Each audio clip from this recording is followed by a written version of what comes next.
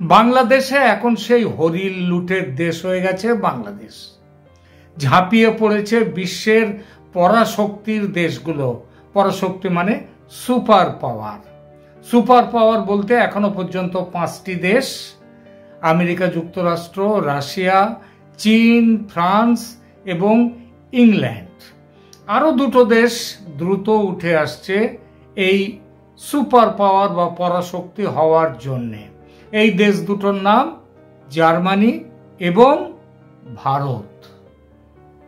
তো এই পরাশক্তির বেশ কয়েকটা দেশগুলো তারা ঝাঁপিয়ে পড়েছে বাংলাদেশকে লুট করার জন্য। কিভাবে বলছি। শেখ হাসিনাকে হটিয়ে যারা দেশটাকে লুট করতে এগিয়ে এসেছিল তাদের একটা বড়সড় জোট ছিল। দেশের ভেতরের জোট সঙ্গে দেশের বাইরের জোট। এই বলা ভালো দেশের বাইরের জোটই ছিল মুখ্য। তারাই নিয়েছিল হাসিনাকে দেশ থেকে সরানোর ব্যাপারে যে মুখ্য ভূমিকা। বাইরের জোটের নেতা অবধারিতভাবে ছিল আমেরিকা, তখন প্রেসিডেন্ট বাইডেন সাহেব, সঙ্গে সহযোগী মার্কিন ব্লকের অন্তর্গত পশ্চিমের বা ইউরোপের দেশগুলো। আর দেশের ভেতরের জোটে কারা ছিল? দেশের ভেতরের জোটে ছিল শেখ হাসিনার আওয়ামী লীগ ও তার গুটি কয় সঙ্গী ছাড়া বাকি যারাই আছে দেশে রাজনৈতিক দলগুলো, তারা সবাই ওই হচ্ছে দেশের ভেতরের জোটে। তার মধ্যে রাজনৈতিক দল যে শুধু ছিল তা নয়, তার মধ্যে ছিল দেশের সেনাবাহিনীও। ভিতর বাইরের এই জোট হটিয়ে দিল হাসিনাকে। তিনি আশ্রয় নিলেন ভারতে। বাংলাদেশ দখল করে ফেলল কারা? একদল লুটেরা। এরপরে যেমন হয় সেই চোরের ওপর বাটপাড়ি হয় না, একটা কথা আছে। তো এইবার বাংলাদেশের যে দখল করে ফেললো যে লুটেরা, তাদের নতুন মালিককে লুটেরাদের নেতা ইউনূস। এই লুটেরাদের নেতা ইউনূস গত 10 মাস ধরে যে দশায় পৌঁছেছে বাংলাদেশ, তাতে আশা করি বাংলাদেশকে, এই যে আমি লুটের মাল বললাম, এতে কেউ আপত্তি করবেন না আশা করি। কারণ বাংলাদেশ সত্য অর্থেই আজ লুটের মাল হয়ে যাচ্ছে। কিভাবে বলছি। লুট হয়ে যাচ্ছে বাংলাদেশ উচ্ছন্নে যাচ্ছে। তাতে কার কি? আগে যে পরাশক্তিরা বিশ্বজুড়ে নানা রকম গণতন্ত্র রক্ষা ইত্যাদির কথা বলেন, তারা তো চুপচাপ। কারণ এই লুটের রাজ্যে তারাও যে এসে গেছে চোরের ওপর বাটপাড়ি করতে। একটু আশা দেখা গিয়েছিল আমেরিকার নতুন প্রেসিডেন্ট হিসেবে বাইডেনের জায়গায় ট্রাম্প আসার পর।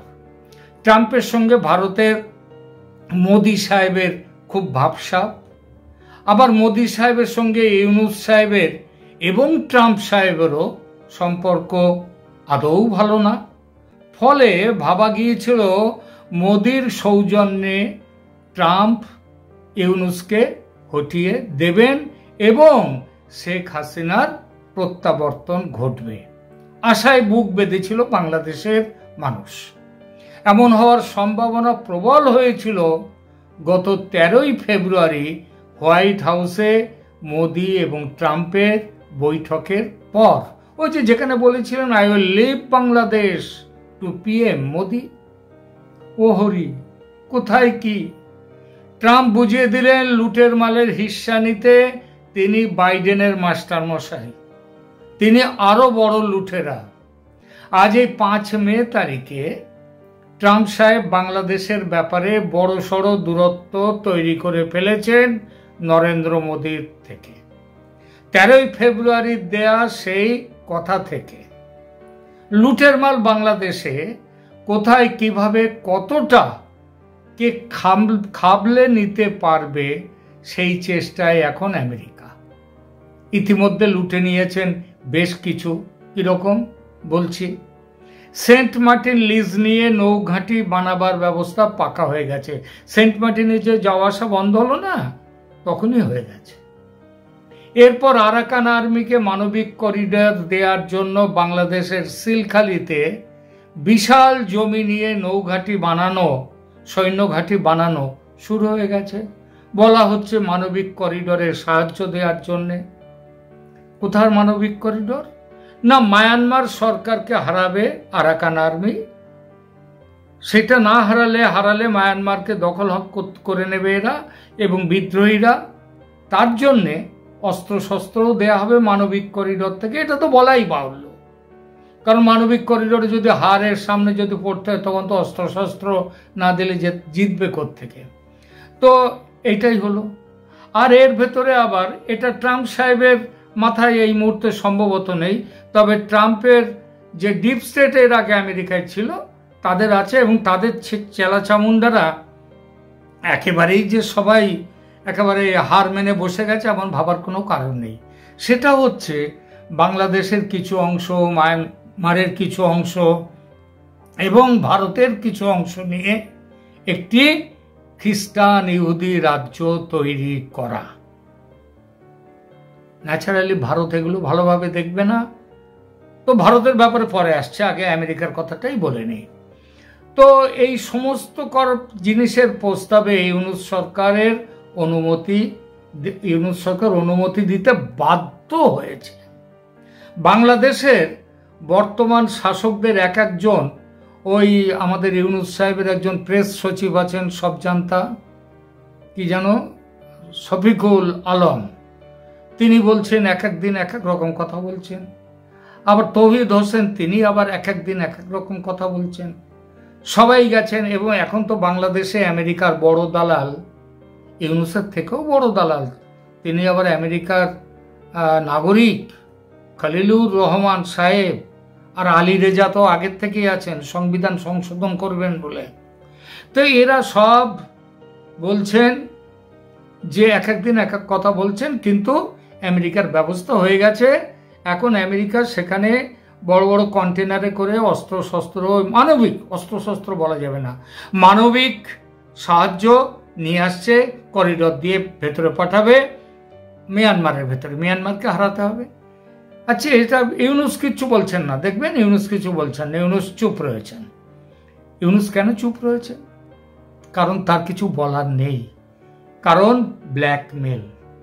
ইউনূস এবং তার মন্ত্রী পরিষদ জানে আমেরিকা যদি চায় তাহলে হাসিনা 2 ঘন্টার মধ্যে ফিরে এসে বসবেন ঢাকায়। এটা আমেরিকা খুব ভালোভাবে জানে, কারণ মানে ওই ইউনূসের মন্ত্রী পরিষদ, ইউনূসরা খুব ভালোভাবে জানে। তার কারণ আমেরিকার চাওয়াটাই হচ্ছে বড় কথা, আর এরা সবাই আমেরিকার কাছে মাথা বিক্রি করে দিয়েছে, এই যে ইউনূস এবং তার দলবল। সুতরাং আমেরিকা চাইলে হাসিনা এসে যদি গদিতে বসে পড়েন, তার ফেলে যাওয়া কুর্সিতে বসে পড়েন, তারপর কি হাল হবে ইউনূস এবং তার ইউনূস অ্যান্ড কোম্পানির, সেটা বুঝতে কি বেশি ভাবার দরকার আছে? বাংলাদেশের সেনা বলুন আর ইউনূসের প্রশাসন বলুন, সবাই এখন শুধুই Dhaka new York, Dhaka Washington উড়ে বেড়াচ্ছে। আবার কিছুদিন আগে তো 3-4 জন সেনাকর্তা তাদের সস্ত্রীক চলে গেলেন আমেরিকায় সিআইএ এর ইন্টেলিজেন্স অফিসারের সাথে, সিআইএ বড় কর্তার সঙ্গে কথা বলবার জন্য। এই মুহূর্তে এইসব কি বাংলাদেশ এইসব যে করছে, এটা তো বলছে যাও ঘুরে এসো, বেরিয়ে এসো। ওরা বেড়াতে যাচ্ছে, বাংলাদেশ উচ্ছনে যায় যাক। এই মুহূর্তে বাংলাদেশে রয়েছেন আমেরিকার এক ঝাঁক কূটনীতিক, একেবারে পালা করে আসছেন যাচ্ছেন, আসছেন যাচ্ছেন। ইউনূস চীনে যাওয়ার পর বাজার একটু গরম হয়েছিল একটা খবর নিয়ে, যে চীন আসছে বাংলাদেশের কাছে, চীন আসছে। হঠাৎই এইসব দেখে চীন যেন একটু থমকে গেছে। ইউনূস আমেরিকার কথায় চীনের বাজি মিয়ানমারকে ভাঙতে, মিয়ানমারের সাথে চীনের খুব ভালো সম্পর্ক, তো সেটা ভাঙতে বাংলাদেশে আমেরিকার ঘাঁটি বানাতে দিচ্ছে, এবং সেই ঘাঁটিতে অলরেডি সব জিনিসপত্র আসা শুরু হয়ে গেছে, মানবিক করিডর। এটা যেন চীনের বিশ্বাস করতে কষ্ট হচ্ছে। তবে জেনে রাখুন, চীন কিন্তু সহজে ছাড়বে না। বাংলাদেশে চীনের অনেক তাদের এখানে টাকা, অনেক টাকা তারা এখানটায় ঢেলেছে। সেসব না নিয়ে চীন কিন্তু যাবে না। আর মিয়ানমারের সঙ্গে আরাকান আর্মির লড়াইটা শুরু হোক, ওই যে রাখাইন প্রদেশের 3টে জায়গা, 3টে শহর এখনো কিন্তু এতদিনেও আরাকান আর্মি দখল করতে পারেনি। সেইটা দখল করাবার জন্যই এই করিডর দেওয়ার প্রশ্ন। তো আগে লড়াইটা শুরু হোক ওই 3টে জায়গা নিয়ে, তারপর দেখবেন চীনের খেলা। এবং চীনের খেলা একা দেখবেন না, তার মধ্যে ভারতের খেলাও দেখবেন, কারণ সেখানে ভারতের স্বার্থ আছে। মিয়ানমারের কাচিন প্রদেশে রেয়ার আর্থ ম্যাটেরিয়ালসের খনি, এই খনির দখল নেওয়াটা হচ্ছে আমেরিকার টার্গেট। আবার এই খনির দখলে টার্গেট রয়েছে চীনের। তৃতীয় পরাশক্তি, আমেরিকার কথা বললাম, চীনের কথা বললাম, এবার তৃতীয় পরাশক্তি রাশিয়া, তার কথাটা বলি। রাশিয়া ঘুরে এসেছেন বাংলা আর্মির চিফ ওয়াকার উজ্জামান কয়েকদিন আগে। কেন গিয়েছিলেন? গিয়েছিলেন কি অস্ত্র কিনতে? এখন যাদের খাবার জুটছে না টাকার অভাবে, তারা অস্ত্র কিনবে এখনই, আর এখনই যেতে হবে? সব গল্প। আসলে উনি গিয়েছিলেন চীন আমেরিকার দ্বৈরথে তৃতীয় শক্তি রাশিয়াকে আমন্ত্রণ জানাতে। এবং আমার দৃঢ় বিশ্বাস এই যাওয়ার পেছনে ভারতও তাকে বলেছিল যান। তাহলে গিয়েছিল কেন? যে এই দুজনের লড়াইতে মাঝখানে আরেকটা তৃতীয় শক্তি নিয়ে আসা উদ্দেশ্য। এই তৃতীয় শক্তি আসবার ফলে যাতে বিষক্ষয় হতে পারে একটা সম্ভাবনা, যাতে আমেরিকা আপার হ্যান্ড পেয়ে যা খুশি তা না করতে পারে, সেই চেষ্টা। রাশিয়ার 3টি যুদ্ধ জাহাজ পাঠিয়েছিল রাশিয়া, এবং সেই জাহাজ 3টে যুদ্ধ জাহাজ তারা চট্টগ্রামে সমুদ্রে 4 দিন ছিল, সেখানে বার্তা দিয়ে গেছে তারা এসে যে আমরাও আছি, আমরা যে নেই এটা ভাববেন না। এই প্রসঙ্গে জানাই, রাশিয়ার কিন্তু একটা বড় পরিকল্পনা আছে। ইন্দো প্যাসিফিক যে এলাকা, সেখানে নিজেদের প্রভাব বাড়াতে ইন্দোনেশিয়ার কাছ থেকে কয়েকটি দ্বীপ নিয়ে একটা সৈন্য ঘাঁটি তৈরির পরিকল্পনা রয়েছে রাশিয়ার। এই দ্বীপগুলি অস্ট্রেলিয়ার খুব কাছে। অস্ট্রেলিয়া দুশ্চিন্তায় পড়েছে এটা দেখে। প্রসঙ্গত ব্রিক্সের সদস্য করেছিল ইন্দোনেশিয়াকে, কিন্তু রাশিয়া এবং ভারত মিলে। এবং এই দুই দেশের আগ্রহে ইন্দোনেশিয়া ব্রিক্সের মেম্বার হয়েছিল। জানা যাচ্ছে ইংল্যান্ডও নামছে আসরে। শুল্ক বা ট্যারিফ নিয়ে ইউরোপের দেশগুলোর সঙ্গে ঝামেলা বেঁধেছে আমেরিকার।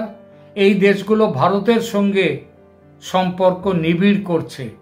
এই মুহূর্তে যখন এই ভিডিও করছি, তখন বলছি আপনাদের যে বাংলাদেশের কয়েকজন উচ্চ স্তরের সেনাকর্তা তারা গেছেন ইংল্যান্ডের গোয়েন্দা কর্তাদের সঙ্গে কথা বলতে তারা গেছেন। এটা এমনিই যায় না। এইবার দূরের পরাশক্তিদের কথা হলো, এবার ঘরের পাশের বাংলাদেশের প্রতিবেশী উঠতি পরাশক্তির দেশ ভারতের কথা একটু বলি। ভারত খুব গভীরভাবে পর্যবেক্ষণ করছে বাংলাদেশ সেনা ও প্রধান উপদেষ্টার সঙ্গে আমেরিকার বড় মাপের যে হবনমিং শুরু হয়েছে হঠাৎ, সেইগুলো। ভারতকে বসে দেখবে শুধু এই হবনমিং? অবশ্যই নয়। 71-এ যে ভালো মানুষই দেখিয়েছিল ভারত 71-এ, সেই ভালো মানুষই এবার দেখাবে না, এটা লিখে নিন। দেখাবার সুযোগও নেই, কারণ বাংলাদেশ বলেছে তারা পাকিস্তানের হয়ে যুদ্ধে নামবে আমাদের 7 সিস্টার্স দখল করবার জন্য। সুতরাং ভারত এবার কোনো ভালো মানুষই দেখাবে না। লুটের বাজারে হাত গুটিয়ে বসে থাকাটা মূর্খামি, অর্থহীন, বোকারাই শুধু করে। সুযোগ হারাবার সুযোগ বারবার আসে না। শিলিগুড়ি করিডোর বা চিকেন স্নেক বড় করে নেয়ার, চওড়া করে নেয়ার, এইটা হচ্ছে সুবর্ণ সুযোগ। এই সঙ্গে ত্রিপুরা থেকে সমুদ্রে যাওয়ার রাস্তা হিসেবে, জায়গা হিসেবে কিছু জায়গা তো চাই। সেই জায়গাটা ফেনী নদী বরাবর নতুন বর্ডার হবে। ফেনী নদীর একটা পাশে বাংলাদেশ থেকে যাবে, আর একটা পাশে থাকবে ভারত, চট্টগ্রাম নিয়ে। ভারতের এই যে নতুন বর্ডার তৈরি করার পরিকল্পনাটা এবং তার কাজ করবার সবই মোটামুটি নিশ্চিতভাবেই ফাইনাল স্টেজে চলে গেছে। আমেরিকা তাহলে কি করবে? তারাও তো ওই দিকে, এক কোণার দিকে তারাও তো তাদের ঘাঁটি করবে। ও ঘাঁটি তৈরি ততদিনই থাকবে যতদিন ওই মিয়ানমার দখল না করতে পারে। মিয়ানমার দখল হয়ে গেলে ও ঘাঁটি চলে যাবে। ততদিন ভারত তাদেরকে নায় রাখতেও দেবে, কিছু বলবে না, ঘাঁটাবে না। তো এইটাই হচ্ছে আমেরিকা চাইছে, ওই মিয়ানমারের কাচিন প্রদেশের যে রেয়ার আর্থ ম্যাটেরিয়ালস তার দখল পেলেই তাদের পাওয়া হয়ে গেল। সুতরাং ভারতকে তারা কিছুই বলবে না। ছি, আর একটা দেশের কথা ভুলে গেলাম, পাকিস্তান। পাকিস্তান পাকিস্তান আপাতত ভারতের হাত থেকে, বালসদের হাত থেকে পাকিস্তান নিজে তো বাঁচুক, অক্ষত রাখুক তার নিজের জায়গাটা। তারপর দেখবে বাংলাদেশের লুটের বাজারে যাওয়ার শক্তি তাদের আছে কিনা। সে সৌভাগ্য এই জীবনে তাদের আর হবে বলে মনে হয় না। সুতরাং বিষয়টা কি দাঁড়ালো শেষ পর্যন্ত? কি দাঁড়ালো? বিষয়টা দাঁড়ালো যে লুটের বাজার বাংলাদেশে, হরির লুট চলছে এখন, এবং সেখানে সব যারা লুটের অংশ নিয়েছে তারা সব কি বলছে? লাগলো হরি লুটের বাজার, লুটে নে তোরা। হ্যাঁ, এটা আমরা যখন ছেলেবেলায় ওইসব যখন করতো তখন আমাদের বড়রা বলতেন আগে ওই গান গা, তারপরে বাতাসা ছুড়বো। তো এখন বাতাসা ছোড়ার দরকার নেই, এখন অলরেডি সবাই এসে গেছে, গান গাইছে, লাগলো হরির লুটের বাজার, লুটে নে তোরা। বাংলাদেশ লুট হয়ে যাচ্ছে। আপাতত এখানেই